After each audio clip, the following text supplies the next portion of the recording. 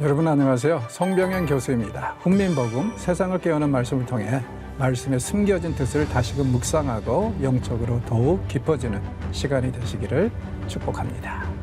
오늘도 귀한 세 분 함께 하셨습니다. 안녕하세요. 안녕하세요. 자, 오늘은 우리가 6장에서 다니엘이 사자굴에 빠진 이야기를 좀 해보려고 합니다. 기억나시죠? 어렸을 때 유년주일학교에 다닐 때 아마 제 기억으로는 1년에 한 번쯤은 등장하는 그런 단골맨이었죠. 예. 그래서 이 너무 다니엘가 재밌잖아요. 막 드라마틱하고요. 그렇죠. 그리고 사자들한테 먹히지 않고 오히려 사자들한테 전도했다. 네. 뭐 이런 거 얼마나 좋아요. 하여튼 그 이 사자굴 이야기. 자, 즐기십시오. 왜냐하면 이제 7장, 8장부터는 굉장히 어려워지고 복잡해지기 시작합니다. 다니엘서에서 이제 6장까지는 조금 좀 쉬운데 이제 8장에 접어들면은 본격적으로 어려워지니까. 그리고 7장은 한 중간 단계. 그러니까 이제 마음껏 즐기고 누리십시오. 오늘까지요? 네. 이 다니엘과 사자굴 이야기는 원체 유명한 이야기고 우리가 자주 저희 들었던 이야기이기 때문에 특별히 뭐 이렇게 이 어려운 문제는 없을 것 같아요. 그렇죠? 그리고 이 이야기는 어떻게 보면은 3장에 나온 우상 이야기 기억나십니까? 느부갓네살이 커다란 동상을 만들어 놓고 모두 다 절하라고 했던 이야기하고 좀 비슷해요.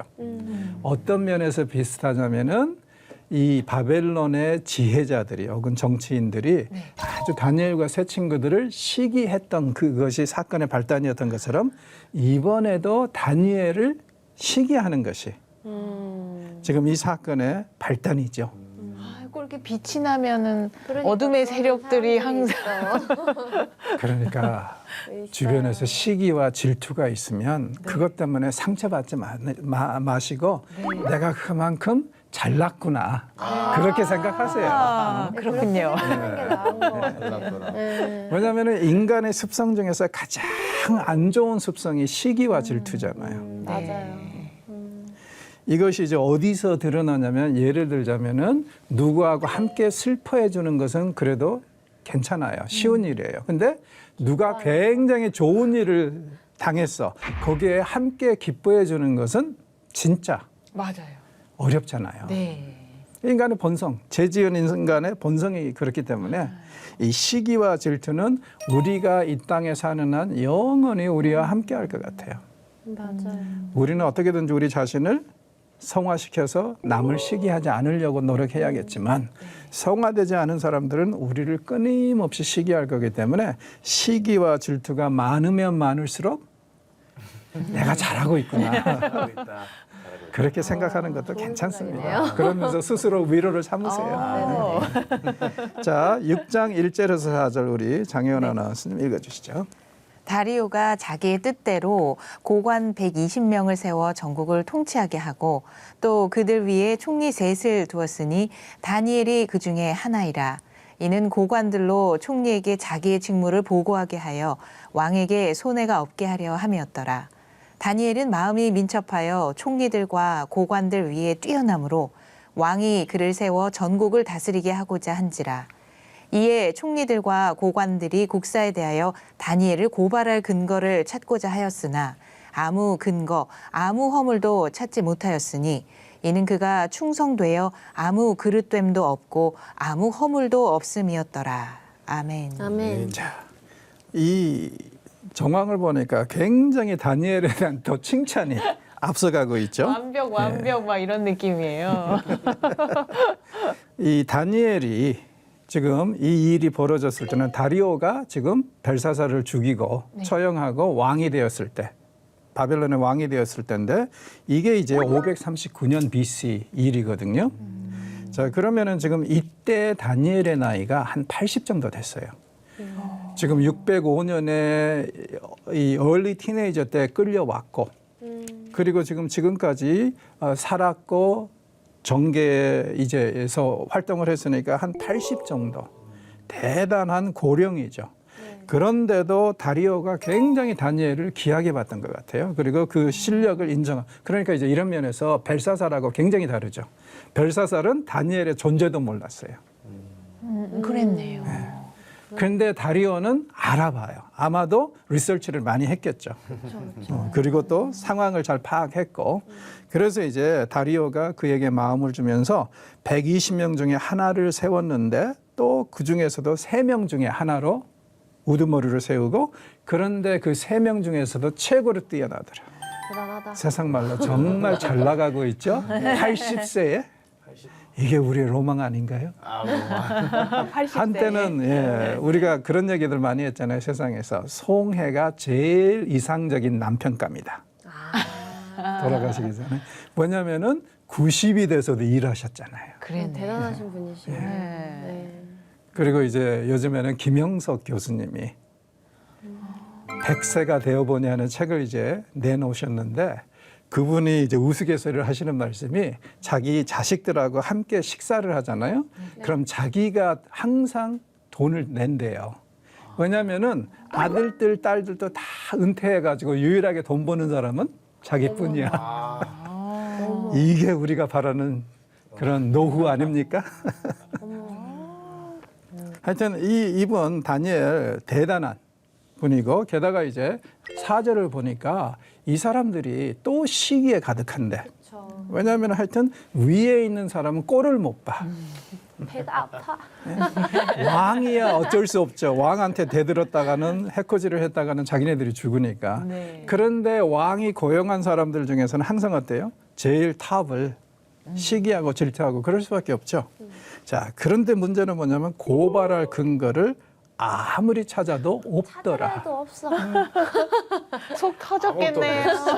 그러니까 이 다니엘은 절대로 부정부패한 것 없고 뇌물수수한 거 없고 그래서 이 세상 일을 할 때도 굉장히 경건하고 거룩하게 양심적으로 했다는 얘기 아니겠어요? 그러니 이 미워하는 자들이 아무리 찾아도 뭘 찾아도 없어요. 그러니까 여기서도 역시 우리가 정말 다니엘이 얼마나 정말 성실하게 신실하게 세상의 빛과 소금의 삶을 살았는지 다시 한번 좀 생각할 필요가 있는 것 같아요. 아유, 요즘 같았으면 다니엘은 그냥 청문회에 언제든지 내보낼 수 있는. 예. 그러면은 뭐든지 되죠. 국무총리도 되죠. 그죠? 아유, 세상에. 자, 영어로 나이가 들어가는 것을 getting old라고 하기도 하고 네. 그다음에 에이징이라고 하기도 하죠. 네. 자, getting old 하면은 그냥 육체적으로 나이 든다는 얘기예요. 늙어간다는 얘기. 네. 그런데 에이징이라는 말은 또 어디에 쓰냐면은 와인이 숙성이 될 때 그걸 에이징이라고 그러거든요. 네. 자, 저는 그런 것 같아요. 우리가 나이가 들어가면서 늙어가기보다는 에이징, 숙성되어 가야 된다. 아, 숙성. 그래서 이제 성경은 이 백발이 멸류관이라고 하고 왜냐면은 그냥 게링 올드한 사람한테는 그렇게 얘기 안 하죠. 네. 근데 나이가 들어가면서 와인이 숙성되듯이 성숙해지고 숙성되는 사람들은 정말 말 그대로 이 흰머리는 멸류관이죠. 하나님이 씌워주신 멸류관. 너무 이쁘시네요. 그렇죠. 표현이네요. 서로 숙성되자고 막 해야겠네요. 그래서 우리가 와인은 어때요? 나이가 들수록 오래되면 오래될수록 비싸잖아요. 그런 가치가 충분하고 다니엘이 우리에게 그런 사례를 잘 보여주는 것 같습니다. 우리도 이런 사람이 될 수 있도록 계속 노력해야 될 것 같아요. 되게 노력해야 될 것 같아요. 아마 세 분은 젊어서 아마 이런 이슈에 대해서 아예 생각을 안 하실 텐데. 동현 씨는 얼마나 숙성되셨을까요? 우리 레이 씨는? 계속 숙성 중입니다. 계속 담그는 중입니다. 자, 그래서 이제 그 성경에도 보면은 새 술은 새 부대에 이 오래된 부대에는 오래된 술밖에 못 넣는다는 것이 그만큼 오래 숙성이 된 술은 부드럽다는 얘기 아니에요. 근데 새 술은 어때요? 그냥 연약한 그런 가죽을 뚫고 나올 수도 있고 찢어버릴 수도 있고 그러니까 그런 이제 차이가 있습니다. 그래서 나이가 들어가는 것은 그렇게 graceful하게 영어로 말하면은 은혜롭게 자비롭게 갈 수 있는 하나의 방안이니까 나이 먹어가는 것에 대해서 뭐 좌절하고 뭐 싸우고 뭐 최후의 발악을 하고 이렇게 할 필요는 없어요. 없겠네요. 네. 그냥 아름답게 늙어가면 되는 거죠. 그죠? 너무 아름다운 표현을 계속. 세상 말로 어린 것이. 위안이 되네요. 자, 그래서 이제 이 사람들이 하나의 그 이 음모를 꾸밉니다. 다른 방법은 없으니까. 뭐라 그러냐면은 왕에게 부탁해서 앞으로 30일 동안은 왕에게만 기도하도록 칙령을 내리십시오. 그리고 왕이 아닌 어떤 신이나 사람에게 무엇을 구하고 기도하면은 사자의 굴에 쳐넣는다. 이런 이제 칙령을 내리시기를 바랍니다. 그래요. 왕은 별 생각이 없죠. 이 사람들이 어떤 꿍꿍이를 가지고 있는지. 그리고 이제 그 당시에 거듭 말씀드리지만은 왕은 잘하면은 또 신으로 승격될 수도 있는 상황이니까 여기서는 지금 신들과 인간들에게 구하지 말고 왕에게만 구하자고 하니까 자기를 높여주는 것 같잖아요. 네. 30일 동안 그렇게 하자. 네. 그리고 이제 조건을 답니다. 메데와 페르시아 법을 보면은 어떤 칙령들은 왕이 선포하고 나면은 왕도 번복할 수 없어요. 마음이 바뀌어도요. 예. 어머. 그러니까 바보법이죠. 근데 여기서 우리가 이제 배워야 될 게 그런 거예요. 율법주의라는 게 이런 거예요. 때로는 그냥 아무도 일단 어떻게 할 수가 없이 딱 그것만 지켜야 된다는 거. 그러면은 스스로 어때요? 심지어는 그 율법을 선포한 법을 선포한 왕도 얽매잖아요. 네. 그러니까 이게 얼마나 바보짓이에요. 그렇네. 그렇죠? 그래서 이제 이러한 원칙은 아쉬운 게 뭐냐면은 이 예수님이 그런 말씀하셨잖아요. 안식일법에 대해서 말씀하시면서 사람이 율법을 위해서 존재하는 게 아니다. 율법이 사람을 위해서 존재하는 것이다. 즉 다시 말해서 법은 사람을 섬기고 도와주는 것이지 사람을 얽매고 짓밟으면 안 된다는 거예요. 그렇죠. 그런데 지금 그 당시에 일부 법이 이랬어요. 그래서 그것을 이제 악용하려고 합니다. 왜 그럴까요? 시기 질투. 왕이 그를 너무 좋아하기 때문에 네. 다니엘을 만약에 이것을 상기시키지 않으면은 왕이 또 분명히 번복할 것 같거든. 그러니까 이 사람들은 왕도 못 믿는 거예요. 아이고. 그렇죠? 자, 이런 상황에서 이제 어떻게 하는지 이제 봅시다.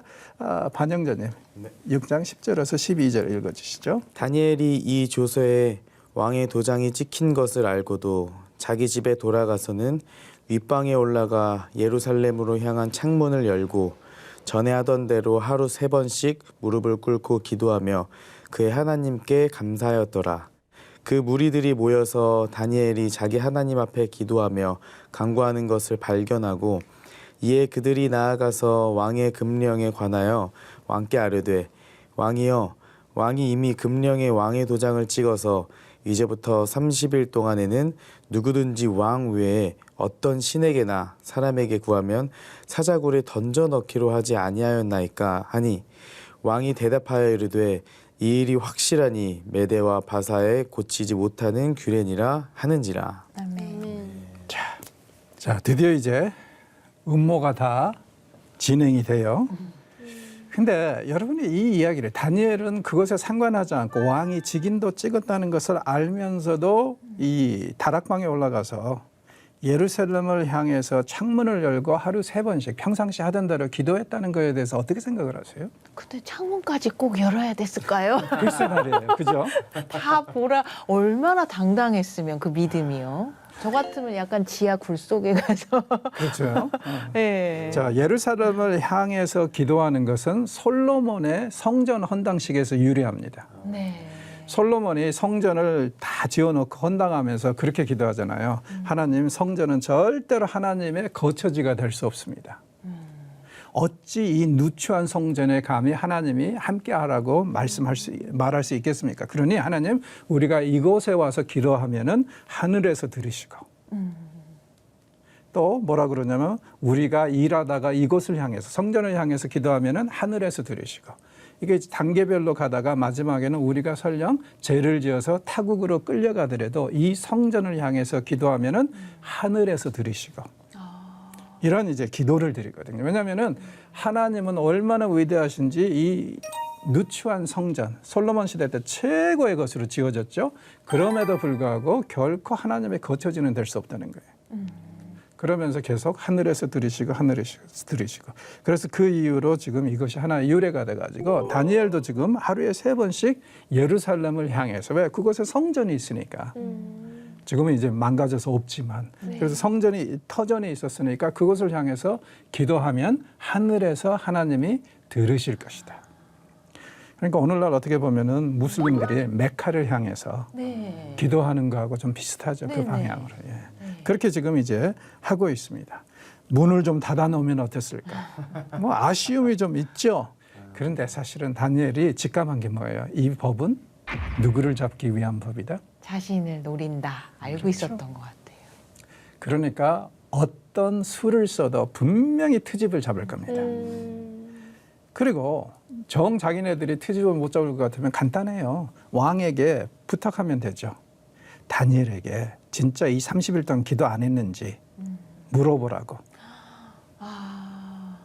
그러면은 왕이 물어보면 다니엘이 거짓말 할 리는 없잖아요. 없죠. 그러니까는 이 다니엘은 그들의 수를 알고 이것은 결국에는 자기를 잡기 위한 거니까 문을 닫고 하든 열어놓고 하든 뭐 지하실에 가서 하든 이건 분명히 시비거리를 만들어낼 거라는 걸 알아요. 그렇죠? 이 부정적으로 얘기할 때 그런 말이 있잖아요. 이 우리가 하고자 하면은 길이 보이고 안 하고자 하면은 변명거리가 보인다고. 네. 그런 거. 그런 것처럼 이 사람들은 지금 어떻게든지 다니엘을 잡으려고 작정을 했으니까 이런 상황에서는 무엇으로도 그럴 바에는 차라리 그냥 당당하게 그렇죠. 잡히겠다 이거예요. 그렇죠? 그래서 이런 상황에서 지금 이 일이 벌어지고 있습니다. 자, 결국에는 어떻게 됩니까? 이 왕도 어떻게 손을 쓸 수가 없어요. 그렇죠? 왜냐하면은 자기가 찍어놓고 직인을 찍어줬고 그 다음에 왕도 번복할 수 없는 그런 룰이니까. 그런데 왕이 굉장히 안타까워하죠. 왜요? 너무 아까운 사람이잖아요. 그렇죠. 그리고 아마 왕도 배신감을 느꼈을 것 같아요. 이 음모를 꾸민 사람들한테. 그래서 14절에 보면은 왕이 굉장히 근심했다고 그럽니다. 이 신하들의 말을 듣고 심히 근심해서 다니엘을 어떻게든지 구하려고 굉장히 방법을 강구했는데 어때요? 방법이 없죠. 번복할 수가 없으니까. 그러면서 해가 져버렸어요. 그러면 이제는 던져야 돼. 그러니까 안타까운 상황. 그래서 결국에는 어쩔 수 없이 던지는데 16절에 이 왕의 마음이 잘 표현이 됐죠. 다니엘에게 이르되 내가 항상 섬기는 너의 하나님이 너를 구원하시리라. 너무 안타까운 거예요. 그리고 자기를 굉장히 질책했을 것 같아요. 이 이상한 놈들의 말을 들어가지고 내가 가장 사랑하는 다니엘을 위기에 쳐넣었구나. 거기에 대해서 너무 안타까워하면서 마지막 소망. 너의 하나님 여호와가 너를 구원하시리라. 이 왕의 바람을 하나님이 들어주실까요? 들어주실 거예요. 이방인의 왕의 바람도, 이방인 왕의 바람도 하나님이 들어주시죠. 네. 간절한 기도는 그런 것 같아요. 네. 그렇죠? 자, 그렇게 이제 기도하고 그 다음에 이제 17절에서 18절을 보면은 또 굉장히 이 사람이 그렇게 한 다음에 어떤 일이 벌어졌는지를 기록하고 있는데 귀족들이 도장을 찍어요. 다니엘을 던진 데에다가. 왜 그럴까요? 왕을 못 믿는 거죠. 왕이 문을 열어서 꺼낼까 봐요. 예. 굴 입구에 그 돌을 제거하고 거기 꺼낼까 봐. 왜냐면은 그만큼 왕이 다니엘을 사랑한 걸 알잖아요. 와. 그 진짜 나쁜 놈들이죠. 아니 그들의 시기와 질투가 정말 충만하네요. 왕도 못 믿어. 진심으로 시기를 하고 네, 진심이에요, 진심. 그러니 이 왕이 일이 끝난 다음에 그 사람들을 이 굴에 쳐넣는 것은 저는 당연한 일이라고 생각해요. 왕도 못 믿어 지금. 이건 순순히 정말 괜찮은 사람, 좋은 사람을, 선한 사람을 시기해서 벌어지는 일이잖아요. 네, 무섭다. 그죠? 그리고 18절 왕이 그날 밤은 금식합니다. 세상에. 와. 그리고 어떠한 유흥도 안 해요. 여러분, 우리가 세상의 지도자들에게 이렇게 인정받고 안타까워하는 그런 삶을 살 수 있다면 얼마나 좋을까?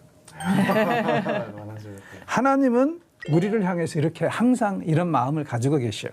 그건 맞아요. 그건 진리입니다. 그런데 우리가 일하는 세상의 삶의 터전에서도 우리의 저희 윗사람들이 우리에 대해서 이렇게 생각한다면 얼마나 좋을까? 이거야말로 진짜 빛과 소금의 삶 아닐까요? 네. 하여튼 뭐 이런 삶을 지금 살고 있는데 다음 날 새벽이 되니까 제일 먼저 쫓아가죠, 왕이. 그래서 괜찮느냐? 아마 눈물이 글썽했을 것 같아요. 슬피 소리 질러서 괜찮느냐? 그래서 다니엘이 간증을 합니다. 무사합니다. 그렇죠? 자, 22절에서 23절 강자매님 읽어주시죠.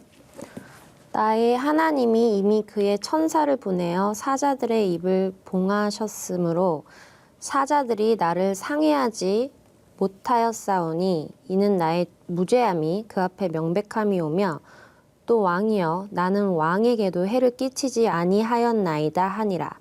왕이 심히 기뻐서 명하여 다니엘을 굴에서 올리라 하매 그들이 다니엘을 굴에서 올린즉 그의 몸이 조금도 상하지 아니하였으니 이는 그가 자기의 하나님을 믿음이었더라. 아멘. 다니엘의 몸에 상처가 하나도 없어요. 저거하고 비슷하죠. 3장에서 이 화로에 던졌는데 새 친구가 하나의 스크래치도 없이 딱 나온 거하고. 그러니까 주의 백성들은 어때요? 항상 하나님이 보호하시고 보호하시면은 어떤 해도 당하지 않는다. 자, 그런데 이제 중요한 것은 뭐냐면은 다니엘이나 새 친구의 경우에는 하나님이 이렇게 보호하셨지만 그러나 항상 예외는 있다는 거예요. 그래서 3장에서 기억나십니까? 제가 굉장히 좋아하는 말이 있다고 했었죠. 그렇게 아니하실지라도 예외는 항상 있어요. 항상 100% 보호하시는 건 아니에요. 어떤 특별한 뜻이나 의미가 있을 때는 안 하실 수도 있어요. 그것마저도 우리는 하나님께 의지하고 하나님을 믿어야 합니다. 네. 그렇죠? 네. 그래서 특별한 경우가 아니면은 아마 구원을 해 주실 텐데 항상 그렇지는 않는다는 것.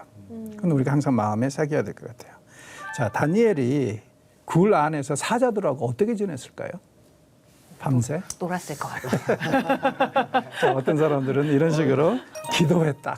간절하게 사자들 사이에. 그래서 이제 기도하는 동안은 사자들이 입을 벌리지 않았다. 뭐 이런 식으로. 또 어떤 사람들은 다니엘이 사자들한테 훈계했다. 너희들 사자의 일생을 사자의 삶을 그런 식으로 뭐 이 사람 잡아먹고 그런 식으로 살면 안 된다고 가르쳤다.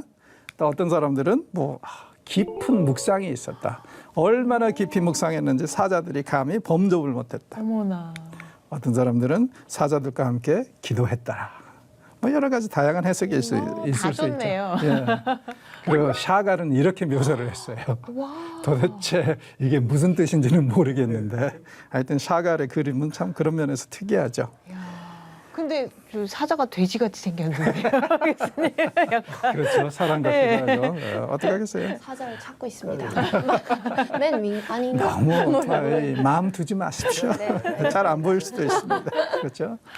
자, 결국에는 이제 왕이 다니엘을 구한 다음에 그 안에다가 모함한 자들을 던져 넣었더니 재미있는 게 그들이 굴바닥에 닿기도 전에 사자들이 다 덥석 잡아서 뼈까지 부서뜨리면서 먹었다고 그래요. 너무 무슨 통쾌했어요, 이 부분 읽을 때. 네. 그리고 이건 분명히 말합니다.